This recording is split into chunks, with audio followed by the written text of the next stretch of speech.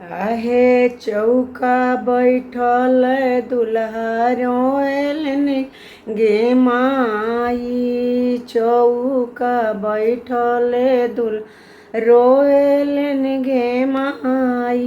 पैसा करन्ते पापा बेचलन गे माई। पैसा करन्ते पापा बेचलन गे माई। आहे कोबर बैठल दुल्हन हंसेली गे माई। कोबर बैठल दुल्हन हंसेली गे माई।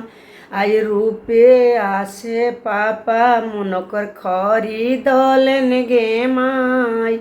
रुपया से पापा नौकर खरीदलन गे माई। लड़िका के पापा भिखा मांगावे गे माई।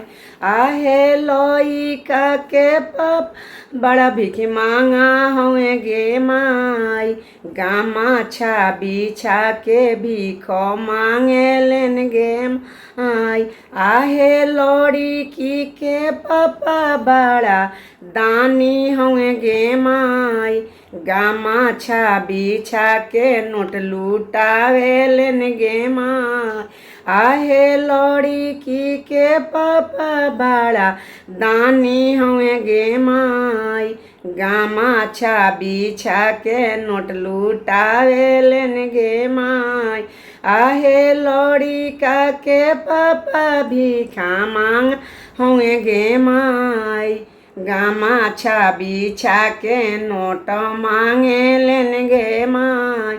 आहे लड़की के पापा बड़ा दानी हुए गे माई। लड़की के पापा बड़ा दानी हुए गे माई। गामछा बिछा के नोट लुटावेलन गे माई।